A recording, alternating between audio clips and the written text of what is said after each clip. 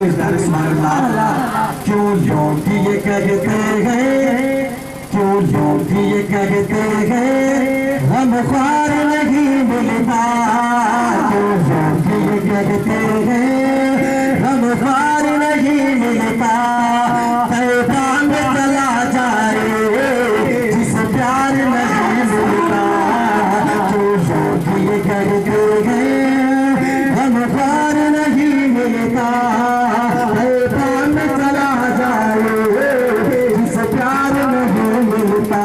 Medina जिंदाबाद, Medina जिंदाबाद, Medina जिंदाबाद, मदीना जिंदाबाद, मदीना जिंदाबाद, मदीना जिंदाबाद, मदीना जिंदाबाद। वो की नगरी है सुल्तान मदीना की, नगरी है सुल्तान मदीना की, मुलाजा करें। वो एक ही नगरी है सुल्तान मदीना की, वो एक ही नगरी है सुल्तान मदीना की। जिस नगरी में सुनने को, जिस नगरी में सुनने को, जिस नगरी में सुनने को इनकार नहीं मिलता।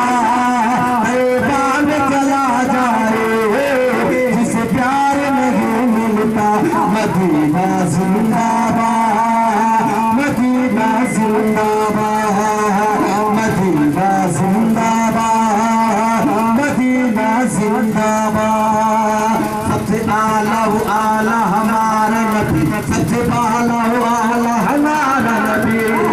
अपने मोहल्ला का मोहल्ला का मोहल्ला का मोहल्ला मोहल्ला, अपने मोहल्ला का क्या हमारा नबी। सुनो आलम का दूल्हा हमारा नबी, सुनो आलम का दूल्हा हमारा नबी। कौन देखे ताके देखने को मुँह चाहिए, कौन देखे ताके देखने को मुँह चाहिए, कौन देखे ताके देखने को मुँह चाहिए, कौन देखे ताके देखने को मुँह चाहिए, कौन देखे ताके देखने को मुँह चाहिए, कौन देखे ताके देखने को मुँह चाहिए। देने वाला के साथ हमारा नबी, सब चमकने वाले उजलों में चमका किए, सब चमकने वाले उजलों में चमका किए, सब चमकने वाले उजलों में चमका किए। अंधशीशों में चमका हमारा नबी। हम ख्वार नहीं मिलता, तैबा में चला जाए जिस प्यार नहीं मिलता। मदीना जिंदाबाद, मदीना जिंदाबाद, मदीना जिंदाबाद, मदीना जिंदाबाद। और ये भी शेर मुलाहिजा का कि करबल की ज़मीन से ये आती है सदा भी, करबल की ज़मीन से ये आती है सदा भी, करबल की ज़मीन से ये आती है सदा भी। आबिद की तरह कोई, आबिद की तरह कोई बीमार नहीं मिलता। तैबा में चला जाए जिस प्यार नहीं मिलता। मदीना जिंदाबाद, मदीना जिंदाबाद, मदीना जिंदाबाद, मदीना जिंदाबाद। लम्या के नज़ीर कभी नज़र इसलिए नशुद पैदा जाना, झगड़ा झुकता झुकोरे सरसुर है तुझको शगे दूसरा जाना। वाली पागल होला वाली मौजू लगा मन पे कश तू पागो शुरू पा बजदारी में गु बिगड़ी है हवा मोरी नैया पार लगा जाना। या नबी या नबी या नबी या नबी या नबी या नबी या नबी या नबी। मैं जो कहता रहा नूर से मोतियों की लड़ी बन गई, आयतों से मिला रहा आयत फिर जो देखा तो ना नबी बन गई। हम सबको थोड़ा सा मुस्तफी जगीगे बच्चा तो थोड़ा सा मुस्तफी जगीगे बेकसों का सहारा हमारा नबी जो भी कहते हैं हम पार नहीं मिलता में चला जाए इस प्यार नहीं मिलता मदीना जिंदाबाद मदीना जिंदाबाद मदीना जिंदाबाद मदीना जिंदाबाद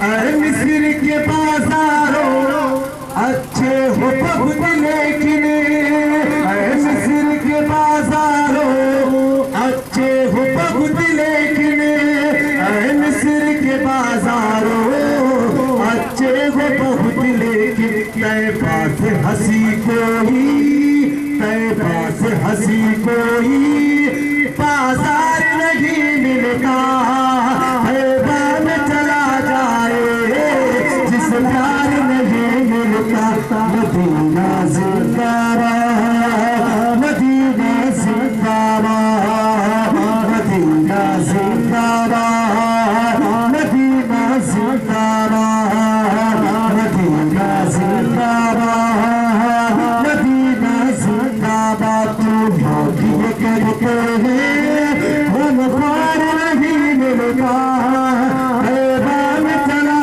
जाए जिस प्यार नहीं मिलता मदीना जिंदाबाद मदीना जिंदाबाद मदीना जिंदाबाद मदीना जिंदाबाद हिंदुस्तान मुस्तफा है ईमान कह रहा है ईमान कह रहा है ईमान कह रहा है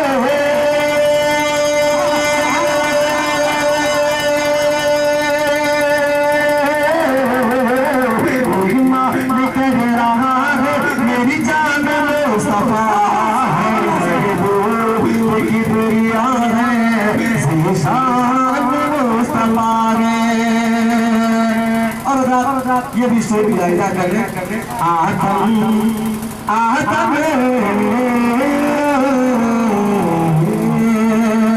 आदम की इल्तिजा है मूसा की तमन्ना आदम की इल्तिजा है मूसा की तमन्ना आदम की इल्तिजा है मूसा की तमन्ना ईसा की हसरा ईसा की हसरा ईसा की हसरत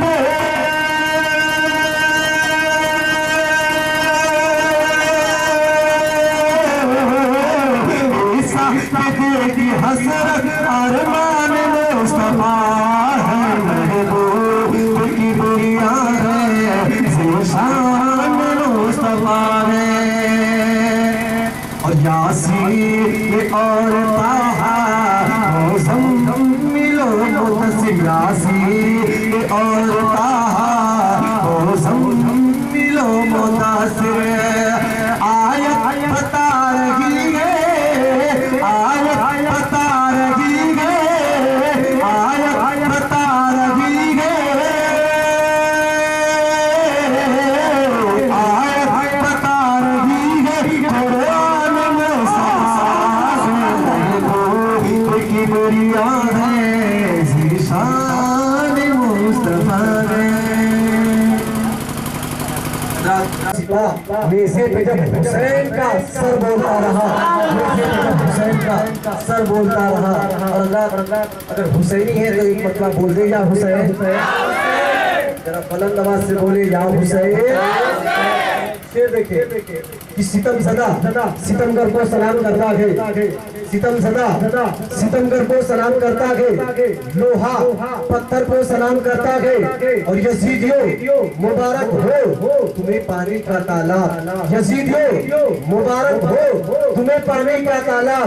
मेरे हुसैन को समंदर सलाम करता है, मेरे हुसैन को समंदर सलाम करता है। इमाम हुसैन पे तंशीर उड़ाई जाएगी। उसके बाद खतीब हिंदुस्तान हज़रत अल्लामा मौलाना ज़हीर अख्तर साहब को आपके सामने रखूँ। दीन का डंका बजाया है अली के लाले, अरे दीन का डंका बजाया है अली के लाले, कि दीन का डंका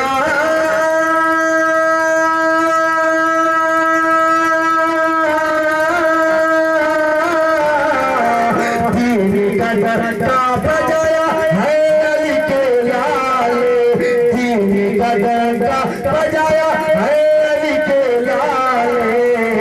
अरे परचम हक को उठाया है अली के लाले, परचम हक को।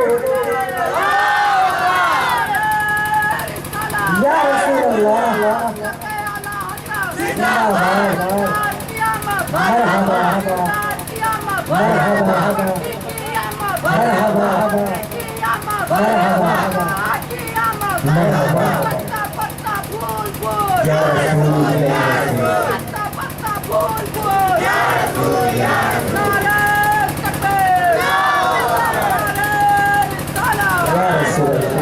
और चल हो बचाने के लिए कि अज़मत दीने मोहम्मद को बचाने के लिए, कि अज़मत दीने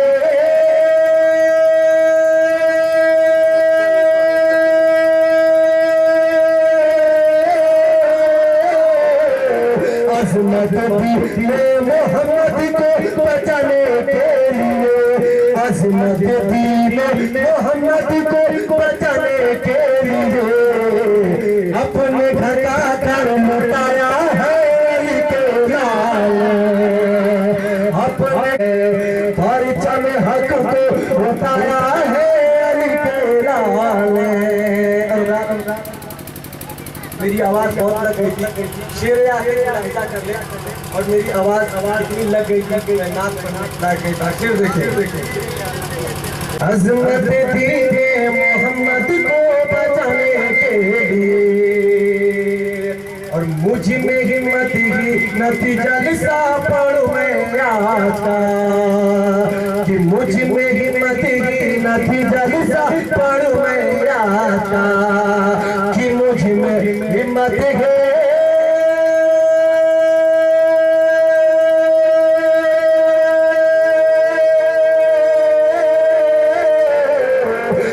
में हिम्मत ही नतीजा लिसा पढ़ू मैं आज का, जल से मैं मुझको बुलाया है अली के लाले, जल से मैं मुझको बुलाया है अली के लाले। इबादतों का नवाज दे मेरे करीब मुझे इतना नवाज दे, मैं अपनी माँ को मदीना दिखा के ले आऊँ, मैं अपनी माँ को मदीना दिखा के ले आऊँ। और अदा ये भी शेर देखिए कि अभी जिंदा के मेरी माँ मुझे कुछ भी नहीं होगा, अभी जिंदा के मेरी माँ मुझे कुछ भी नहीं होगा। मैं जब भी चलता हूँ तो आप साथ में चलती है, मैं जब भी चलता हूँ तो आप साथ में चलती है। हज़रात मोहतरम आइए आपके सामने एक ऐसे खतीब को रूबरू करूँ, खतीब हिंदुस्तान जो अपनी तकरीर से अज़्म हौसला फिक्र नजर जोश और अपनी तकरीर से उम्मत मुस्लिमा के नौजवानों में जज्बे पैकरा भर देते हैं। खतीब हिंदुस्तान हज़रत अल्लामा मौलाना ज़हीर अख्तर साहब क़िबला मक़दसिल्लाहु अलैहि व नूरानी, उनके आने से मैं इतना जरूर कहूँगा कि सब पर रसूल पाक ने एहसान कर दिया। बोले बदल कर बोले प्यारे सुभान अल्लाह।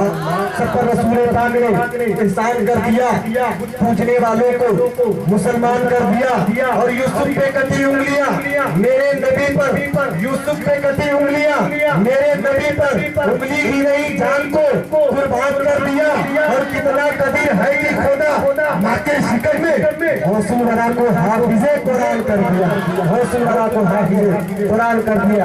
आइए हरकत का इत्तिफाक नारे तकबीर और नारे रिसालत से कर ले। नारे तकबीर पलंग नवाज से लगा ले। नारे तकबीर। अब लग रहा है सुनने के मूड में है। नारे तकबीर, नारे रिसालत, नारे रिसालत और नारे सुन्नत और नारे सुन्नत। नारे तकबीर, नारे रिसालत। नहमदुहु व नस्तईनुहु व नस्तगफिरुहु व नु'मिनु बिही व नतवक्कलु अलैहि व नऊज़ु बिल्लाहि मिन शुरूरि अंफुसिना व मिन सय्यिआति अअमालिना मन यहदिहिल्लाहु फला मुदिल्ल लहु व मन युद्लिलहु फला हादिय लहु व नशहदु अल्ला इलाहा इल्लल्लाह वहदहु ला शरीका लहु ला ज़िद्द लहु व ला निद्द लहु ला मिस्ल लहु व ला मुमासिल लहु व अशहदु अन्ना मुहम्मदन अब्दुहु व रसूलुहु। औज़ु बिल्लाहि मिनश शैतानिर रजीम। बिस्मिल्लाहिर रहमानिर रहीम। वमा खलक़तुल जिन्ना वल इंसा इल्ला लियअबुदून। सदक़ल्लाहु मौलाना अज़ीम व बल्लगना रसूलुहुन नबियुल अमीनुल मतीनुल हबीबुन नज़ीरुल करीम व नहनु अला ज़ालिका लमिनश शाहिदीन वश शाकिरीन अनिल हम्दुलिल्लाहि रब्बिल आलमीन। मोहतरम हज़रात, इसे बुजुर्ग ने क्या खूब कहा है कि गौसे जूदो करम है शहे बतहा तेरा। वाह वाह क्या जुदो करम है शहे बतहा तेरा। नहीं नहीं मौला सुनता ही नहीं मांगने वाला तेरा। और फर्श वाले तेरी शौकत का उलू क्या जाने। दूसरा अर्श पे उड़ता है परेरा तेरा, दूसरा अर्श पे उड़ता है परेरा तेरा। मोहतरम हज़रात, आपने गौर व फिक्र से ये अंदाज़ा लगाया होगा, आज ही नहीं बारहा से शुरुआत से आगाज़ और इब्तिदाई से जब मिलादे पाक का इनेकाद होता है, जब इसकी आगाज़ होती है, कोई बड़ा शायर हो अपनी बातों को आप तलक और मुझ तलक पहुँचाने से पहले कहता है कि आइए दरूद पाक पढ़े। कोई बड़ा मुक़द्दिर हो अपनी बात को आप तक पहुंचाने से पहले जो कहता है कि आइए हम और आप दरूद पाक पढ़े। आखिर बात क्या है? कोई भी मुदब्बिर। आखिर बात क्या है? कोई भी मुफक्किर। आखिर बात क्या है? कोई भी आलिम। आखिर बात क्या है? कोई भी मुफ्तियाने करम। आखिर बात क्या है? कोई बड़ा से बड़ा मुफस्सिर। आखिर बात क्या है? कोई बड़ा से बड़ा तफसीर लिखने वाला हो। ए रब्बी कायनात, आखिर बात क्या है? कोई बड़ा से बड़ा हुतरा से कराओ। जब अपनी बातों को आप तलक और मुस्तलक करता है तो सबसे पहले कहता है कि आज कि हम और आप दरूद पाक पढ़े। ए रब्बी कायनात, दरूद पाक में है क्या? ए रब्बी कायनात, मैं दरूद को समझना चाहता हूँ। ए रब्बी कायनात, आखिर इसमें कौन सी वजह छिपी हुई है? ए रब्बी कायनात, तू क्यों कहलवाता है? सबसे पहले आने वाला आलिम हो या सबसे बड़ा से बड़ा शायर हो या बड़ा से बड़ा मुक़द्दिर हो, बड़ा से बड़ा फुक़हा हो, बड़ा से बड़ा आने वाला काज़ियों के साथ हो, बड़ा से बड़ा आने वाला मुदब्बिर हो, जब अपनी बातों को आप तक पहुंचा लेगा, जब मुझ तक पहुंचाएगा तो सबसे पहले कहेगा कि आइए हम और आप दरूद पाक पढ़े। रब्बी कायनात, आखिर दरूद पाक में है क्या? रब्बी कायनात ने कहा दुनिया की बातें सुनने के लिए, दुनिया की बातें सुनने के लिए तुम्हें कान की जरूरत होगी, लेकिन रब्बी कायनात की बात सुनने के लिए तुम्हें दिल की जरूरत होगी। इसलिए अपने दिल से सुनो। क्या तूने नहीं देखा? मैंने कहा हे रब्बी कायनात, मैंने नहीं देखा। रब ने कहा जब आदम और हजरत हव्वा का नेकाह हजरत जिब्रील अमीन ने पढ़ाया। रब्बी कायनात ने शाहिद गवाही दी। रब्बी कायनात ने कहा ए आदम तेरा नेकाह हजरत हव्वा से हो गया है। तो आदम ने कहा ए रब्बी कायनात में हजरत हव्वा को हाथ लगाना चाहता हूँ। रब ने इल्हाम फरमाया कि जिब्रील अमीन जाओ। जाने के बाद रोक दो। देखो हजरत आदम हव्वा को हाथ न लगा पाए, देखो हजरत हव्वा को टच न कर पाए। तो आदम ने कहा हे रब्बी कायनात आखिर बात क्या है? हे रब्बी कायनात हजरत हव्वा मेरी निकाह में आई है, मैंने इनसे निकाह किया है। हे रब्बी कायनात मैंने तो इनसे शादी की है। हे रब्बी कायनात हाथ क्यों नहीं लसा लगा सकता?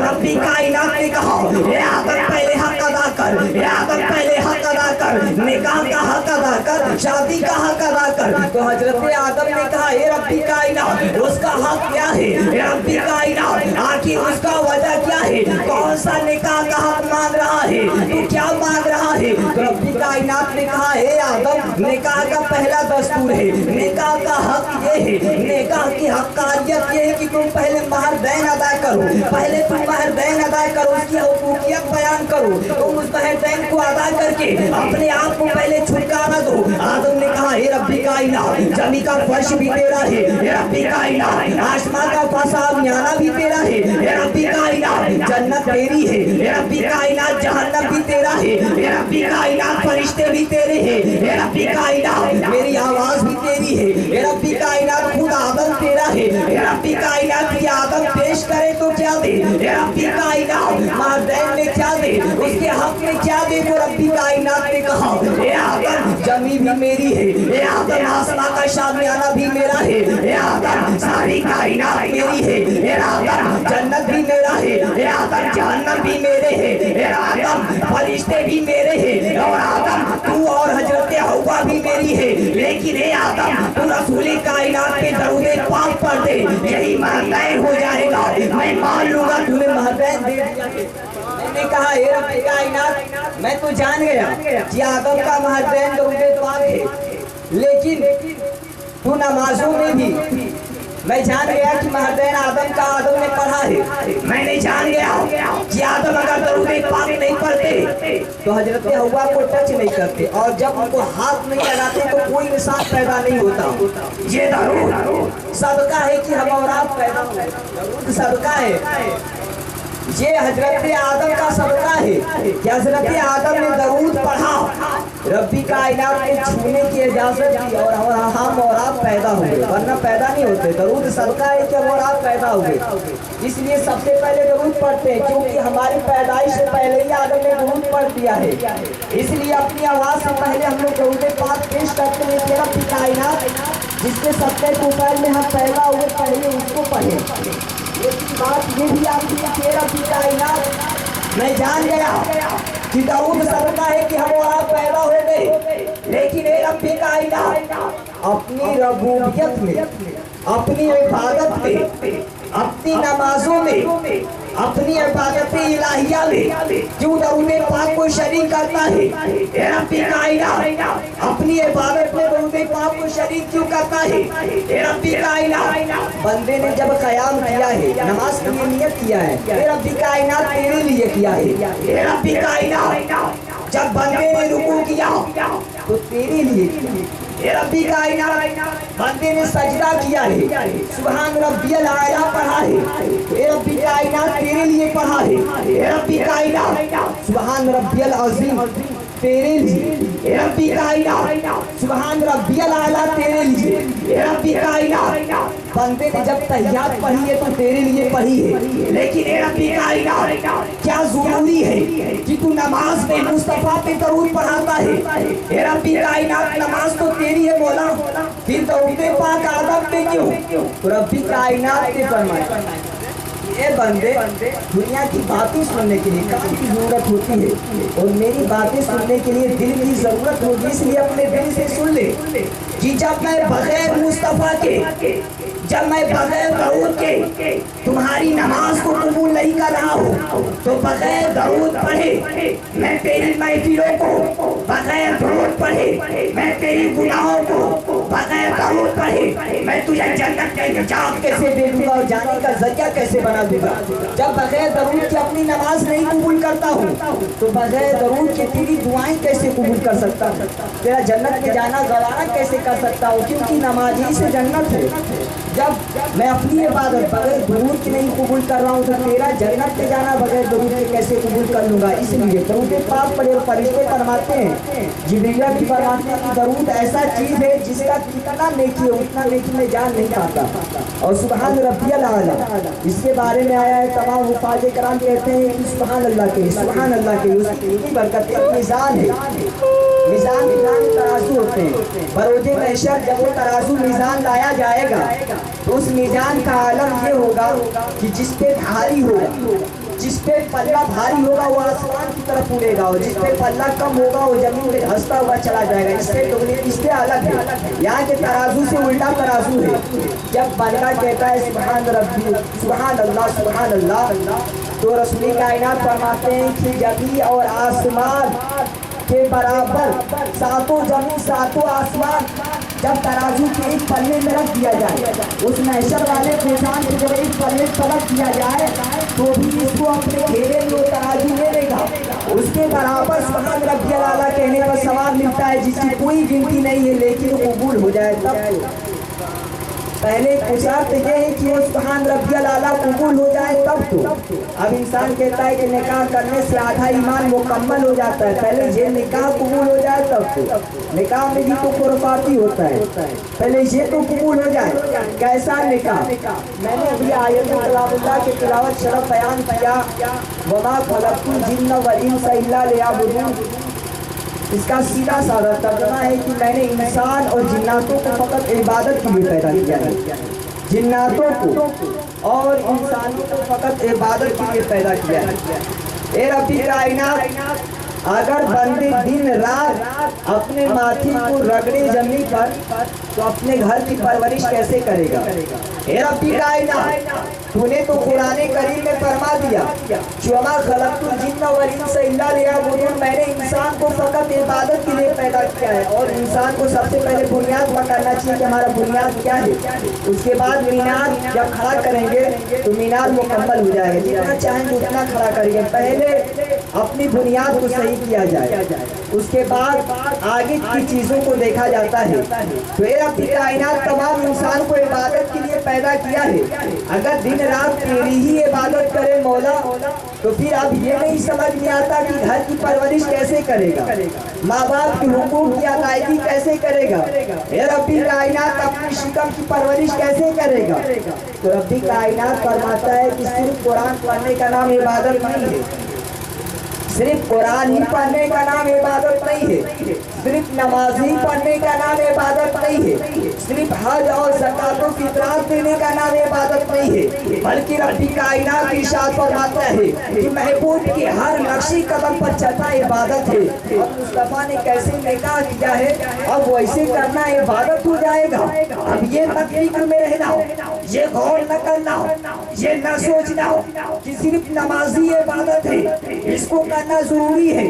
अब ये न सोचना हो कि सिर्फ कुरान ही को पढ़ना जरूरी है, अब ये सोचना हो कि मुस्तफ़ा ने जैसे निकाह किया है वैसे करना भी सुन्नत है और इबादत है।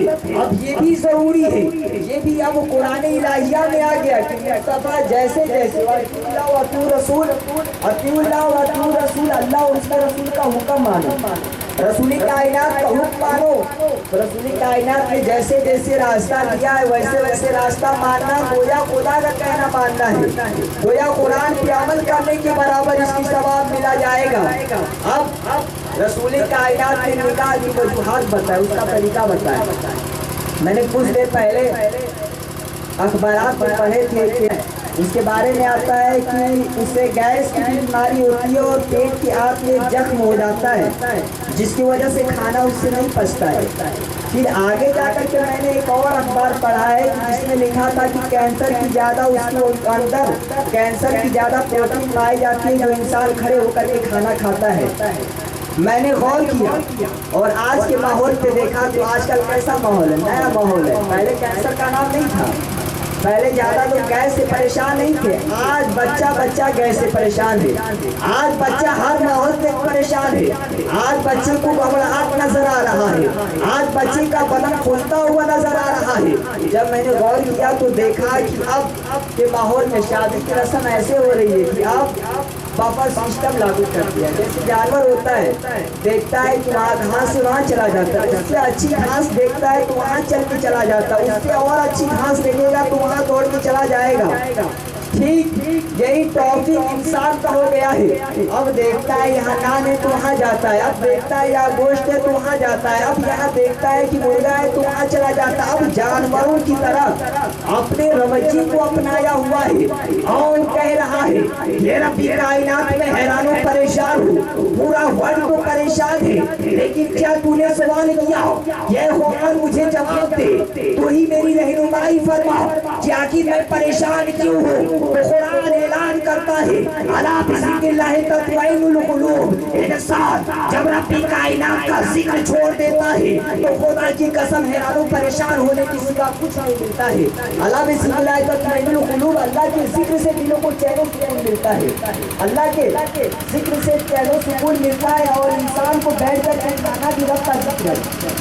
रब के दाने को इज्जत के साथ खाना भी ये रब का जिक्र है। और किताबों में आता है कि जब इंसान बैठ कर के खाना खाता है तो लुकमा उसके चिकन में जाता है, उसके पेट में जाता है, उसके बाद दुआ करता है कि रब्बी कायनात काश फिर तुम इसी के घर भेजना, हे रब्बी कायनात फिर मुझे तू इसी मोमिन के पास भेजना।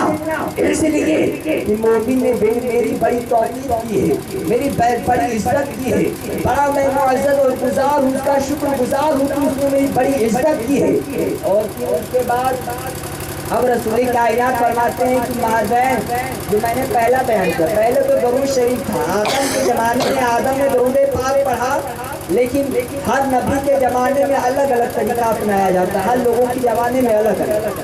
मोदी आया तो अब दूसरा लगने लगा, जब दूसरा प्रधानमंत्री बदलता चला जाएगा तो तरीका भी बदलता चला जाएगा, नाफिज अलग अलग होने लगेगा।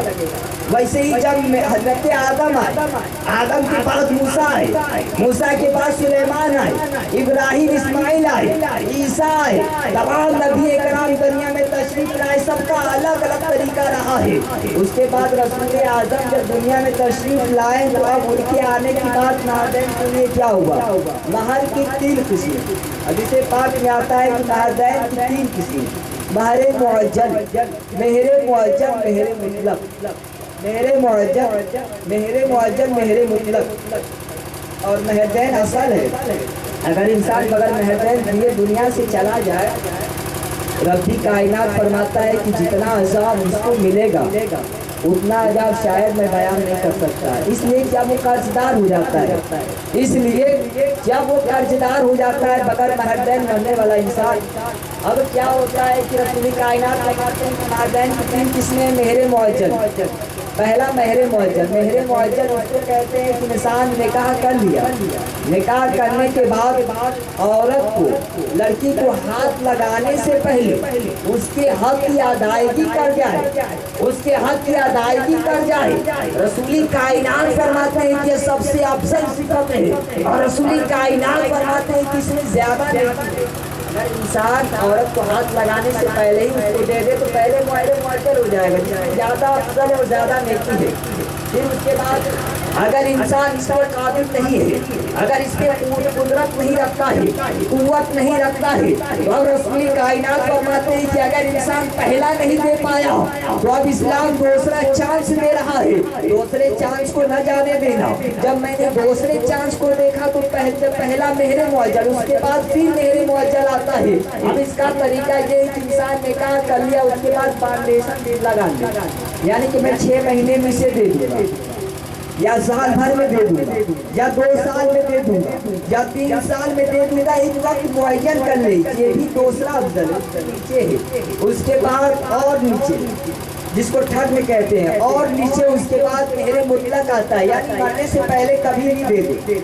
कुदरत रखता हो कि मैं मरने से पहले कभी भी दे दूं, अगर इतना भी कुदरत ना रखता हो तो निकाह करना हराम हो जाएगा, निकाह करना जायज़ नहीं होगा। अब बात ये है कि अब इंसान निकाह कर लिया और उसके बाद ये सोच ले कि मरने के बाद, जब मरने से पहले कभी भी दे दूंगा, क्या गारंटी है कि इंसान कब मर जाएगा। इंसान का ज़िंदगी अगर 90 साल अगर जी रहा है या 80 साल उम्र अगर जी रहा है, 40 साल तो वैसे ही सो करके गुजार दिया, रात निकाल दीजिए 24 घंटा में, तो 40 साल दिन बचा। अब दिन में 40 साल में देवताओं की 9 बजे सो करके उठता है, उठना भी हटा दीजिए, फिर उसके बाद काम पर जाता है, फिर सोता है। वो इंसान हफ्ते में सिर्फ एक दिन निकालता है, वो भी आधे घंटे का वक्त निकालता है, और वक्त निकालने के बाद जब इबादत में शरीक होता है तो मैं देखता हूँ कि वो भी इबादत कबूल नहीं हो रही, तो नमाज पढ़ने का भी ढंग नहीं आ रहा है, नमाज पढ़ने का तरीका भी नहीं आ रहा है। एक तो इंसान सारी जिंदगी को खत्म कर दिया। रब ने फरमाया मैंने इंसान को फकत इबादत के लिए पैदा किया है, यानी नेक तरीके से कमाए, हलाल कमाई नेक तरीके से चले, रसूली कायनात के नक्शे कदम पर खाए। लेकिन इंसान सारी चीजों को छोड़ने के बाद अगर जुमा के दिन भी आता है तो आधे घंटे के लिए आता है, वो भी देखता हूँ नमाज नहीं हो रही, वो भी देखता हूँ नमाज पढ़ने का तरीका नहीं मालूम है, कैसे नमाज को पढ़ा जाए, कैसे नमाज को रब्बी कायनात की बारगाह में गिरा करके दुआ मांगा जाए। अब इंसान ऐसे हालत में परेशान नहीं होगा तो अब कब परेशान होगा। अगर इंसान अब नहीं परेशान होगा तो अब कब परेशान होगा। रसूली कायनात फरमाते हैं कि है लोगों, निकाह करना मेरी सुन्नत है, तो जो औरतें जो मेहंदी लगाती हैं ये हाथों के 2 तरीका है, एक हाथों का जीनत है जो कि उसके लिए सवाब है, और दूसरा ये है कि वो उसके हाथों के पर्दा भी है, यानी मेहंदी लगा ले तो उसके हाथों की असल रंगत छिप जाती है, ये पर्दा है। रसूल कायनात फरमाते हैं कि औरतें अगर मेहंदी लगाती है ये हाथों का पर्दा है, एक तो असल रंग छिप जा रहा है, और दूसरा उसने जीनत इसलिए की है कि मेरे शौहर मुझसे खुश होंगे, इसको देखने के बाद उसको अच्छा लगेगा। तो जब तक मेहंदी की रंगत उसके हाथों में रहेगी, खुदा की कसम नेकियों का पार होता रहेगा। और उसके बाद अगर उसका शौहर है ही नहीं और ये सोच करके लगाए कि सब लोग देखेंगे, तो जब तक वो रंगत रहेगा तब तक जीना होता रहेगा। माल 2 किस्म का होता है, एक इंसान ऐसा होता है कि मस्जिद बना दिया, पैसा रफी कायनात ने नवाज दिया, दौलतों से उसे माला माल कर दिया, और माला माल होने के बाद अगर उसी दौलत का मीनार तैयार कर दिया है, मीनार बना दिया, मस्जिदों को सजा दिया, और दूसरा एक आदमी जो गरीब है अब ये नियत कर रहा है कि रब्बी कायनात काश मेरे पास भी दौलत होता, काश मेरे पास भी पैसे होते, काश मेरे पास भी रुपये होते, रब्बी कायनात काश मैं इसके जैसा अमीर होता तो मैं भी मीनार को बनाता, मैं भी मस्जिदों को सजाता। रसूल कायनात फरमाते हैं कि जो पैसा मस्जिद में दिया है उसके बराबर सोचने वालों को सवाब मिलेगा।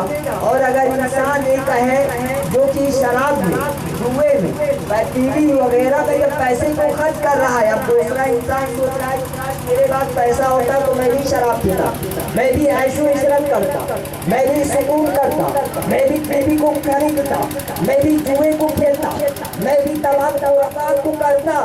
अब जो पैसा खर्च कर दिया है बुरी बुरी चीज़ों में, और जो सोच रहा है कि मेरे पास भी होता तो मैं भी वैसा ही करता, तो दोनों को अजाब बराबर दिया जाएगा, दोनों को अजाब रब्बी कायनात बराबर देगा। अब निकाह जो नई तरीके से किया जाएगा उसका एक एक पैसा जो लगता है नबी के सुन्नत के मुताबिक लगेगा।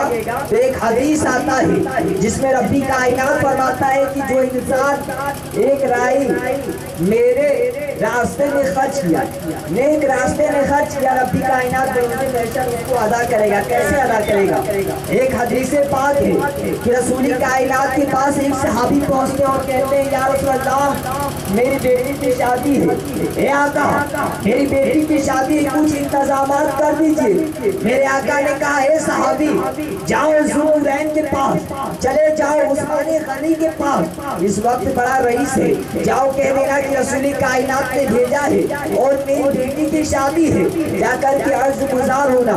अब वो सहाबी उठते और उठने के बाद ज़ुनूरैन की बारगाह में, उस्माने गनी की बारगाह में आने के बाद क्या देख रहे हैं, उस्माने गनी ज़ुनूरैन अपने गुलाम को डांट रहे और फटकार रहे हैं और तंबीह कर रहे हैं और ये आवाज दे रहे हैं कि ऐ मेरे गुलाम, ऐ मेरे नौकर सुनो, अगर तुम एक पैसे की सब्जी ला देते तो मेरा एक पैसा बच जाता। तूने 2 पैसे में सब्जी क्यों लाया है? अगर 1 पैसे में सब्जी लाते तो मेरा 1 पैसा बच जाता। तूने 2 पैसे का सब्जी क्यों लाया है? इतना देखने के बाद वो हैरान परेशान हुआ, उल्टी कदम की रसूल कायनात के बारगाह में, या रसूल अल्लाह मैं उसकी बारगाह में गया था, या रसूल अल्लाह उस्मानी गनी को कंजूस नजर आते हैं, या रसूल अल्लाह वो अगर 1 पैसा भी दे देंगे तो उनके पैसे का मेरी शादी कैसे हो जाए, साहब कैसे कर लूंगा? या रसूल अल्लाह 1 पैसे की इतना डांट और फटकार रहा है, बताइए कि मुझे वो देगा क्या? फिर रसूल कायनात ने कहा कि ये सहाबी जाओ दूसरे बार भी उसकी बारगाह में चले जाना, जाओ दोबारा उसकी बारगाह में चले जाना और जाओ, जाने के बाद कहना मुझे रसूल कायनात ने भेजा है, मेरी बेटी की शादी है। इतना सुनने के बाद फिर रसूल कायनात की बात सुनने के बाद फिर सहाबी रसूल की बारगाह में, फिर उस्माने गनी ज़ुनूरैन की बारगाह में। अब क्या देखते हैं कि बारगाह में आने के बाद ज़ुनूरैन और ज्यादा गुस्से में है और ज्यादा डांटो फटकार रहे हैं और कह रहे हैं ये मेरे गुलाम, तूने शराब में मोटी बत्ती क्यों डाल दी है? क्या तुझे मालूम नहीं जिससे ज्यादा तेल खर्च होगा पतली बत्ती डाल देता, पतली बत्ती होता तो ज्यादा तेल खर्च नहीं होता, तूने मोटी बत्ती क्यों डाल दिया है? ज्यादा खर्च हो रहा है। डांट और फटकार देखा कि कहा हो ऐसी बातें सुनने के बाद अब उठने के बाद रसूल कायनात के बारगाह में, या रसूल अल्लाह मैं उसके पास नहीं जाने वाला, या रसूल अल्लाह वो बहुत बड़ा कंजूस नजर आता है, या रसूल अल्लाह मुझे दौलत से क्या नवाजेगा और उसके देने से मेरी शादी, मेरी बेटी की शादी कैसे हो सकती है?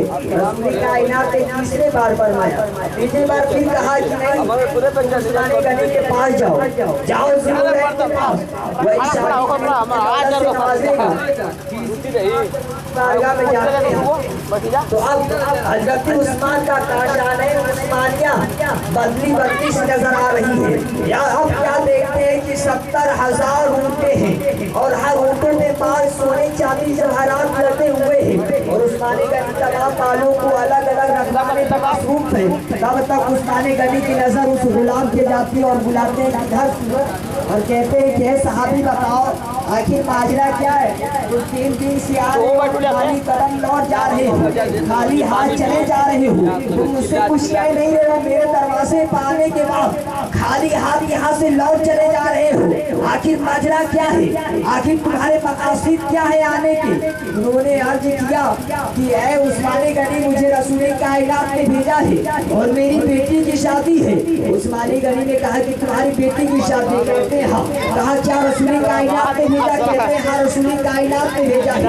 उस्माने गनी ने कहा ये सहाबी सुनो, उस ऊँट पे जितने अशरफियाँ लगी हुई है, जितने मालो सर सोने चांदी लगे हुए सबको तुम ले जाओ।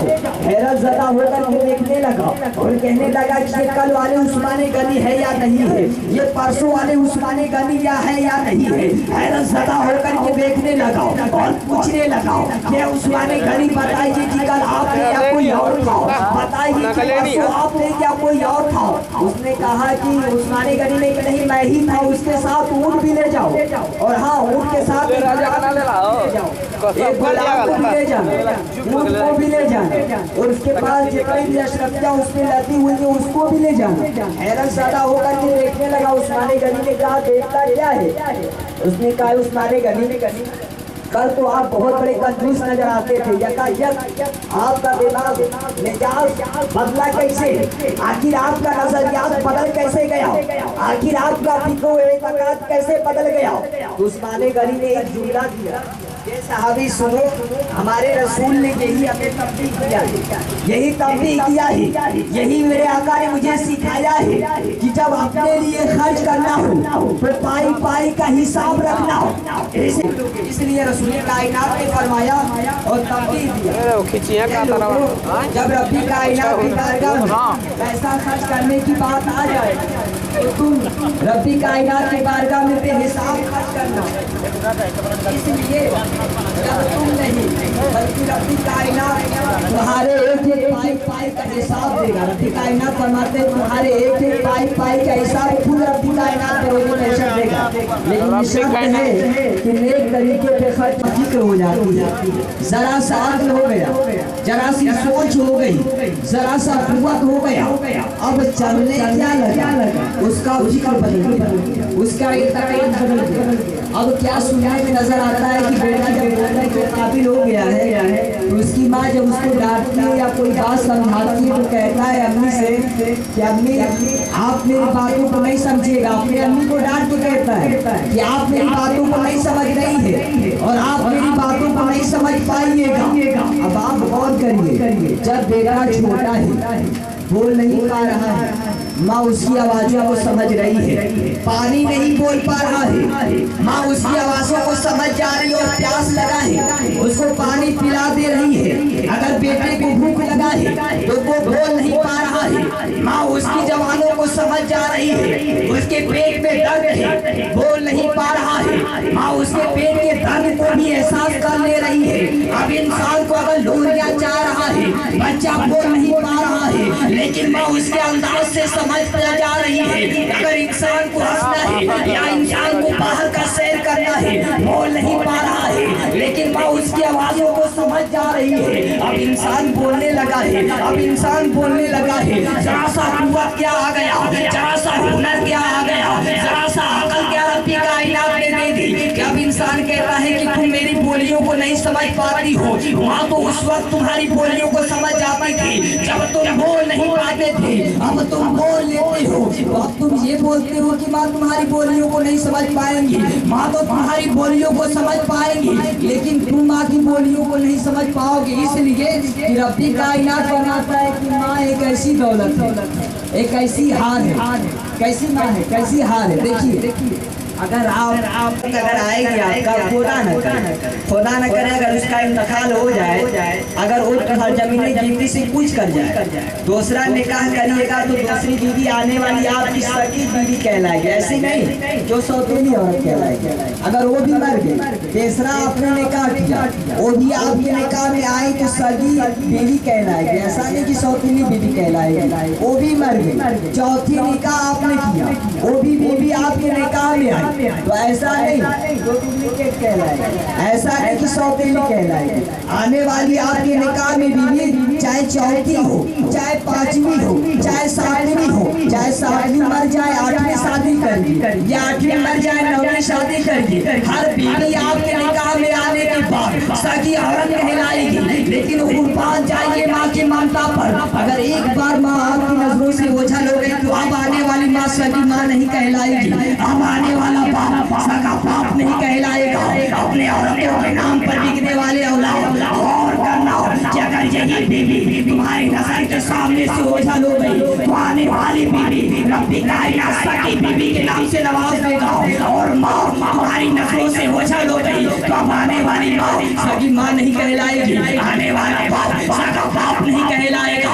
इसलिए अपनी औरतों को भी देखो, अपनी माँ को भी देखो। अगर माँ की ताज़ीम का ख्याल आ जाए तो अपनी इज्जत को मत देखना, अपने बाजुओं को मत देखना, अपने ताकत को मत देखना, बल्कि ये देखना कि माँ एक ऐसी दौलत है जिसके बदले में रब्बी कायनात दूसरी माँ को नहीं दे सकती। ऐसी दौलत है जिसके बदले में कायनात दूसरी दौलत को नहीं, दूसरी औरत को नहीं दे सकता। वक्त को देखते हुए अपनी तकरीर खत्म कर अस्सलाम वालेकुम रहमतुल्लाहि व बरकातहू।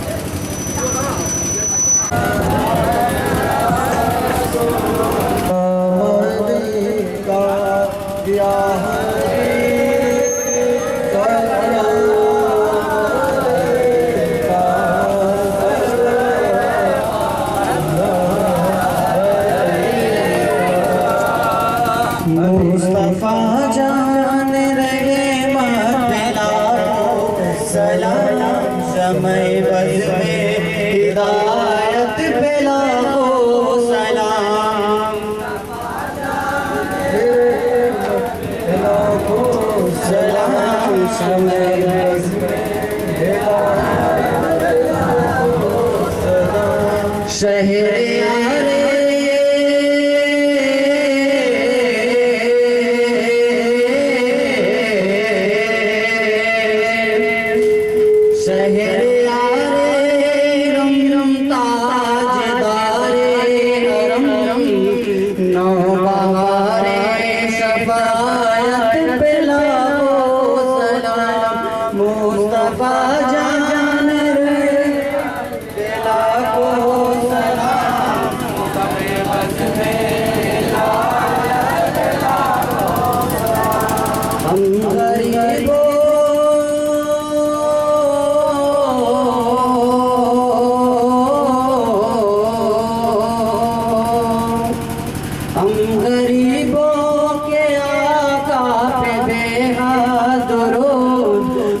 फकीरों की सरवत पे लाखों सलाम मुस्तफा मेरे रहमत पे लाखों सलाम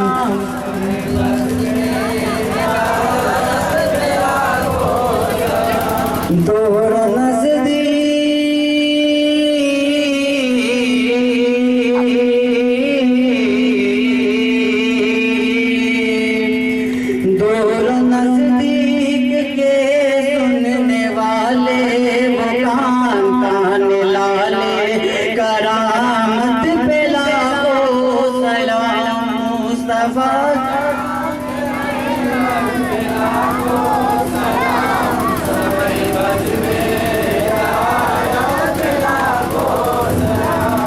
कितने बिखरे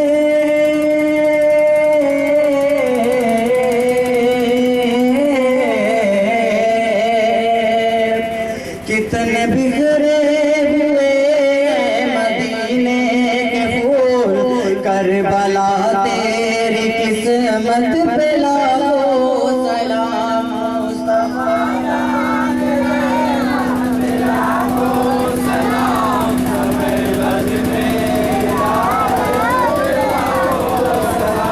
मुस्तफा जान रहमत पे लाखों सलाम समय बस में हिदायत पे लाखों सलाम मुस्तफा जान रहमत पे लाखों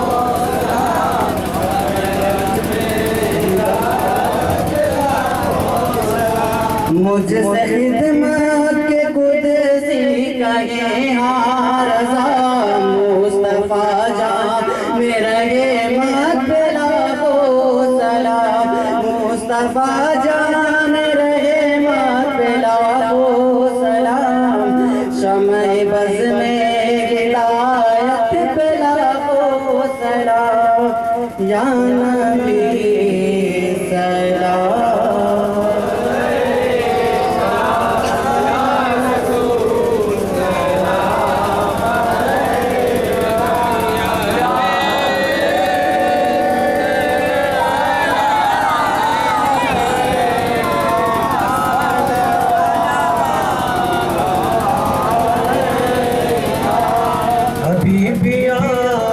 रसूल अल्लाह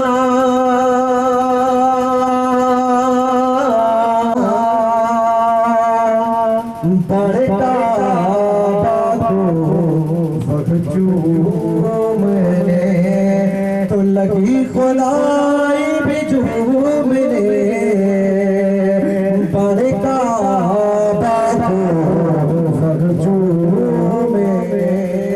तो लगी खुदाई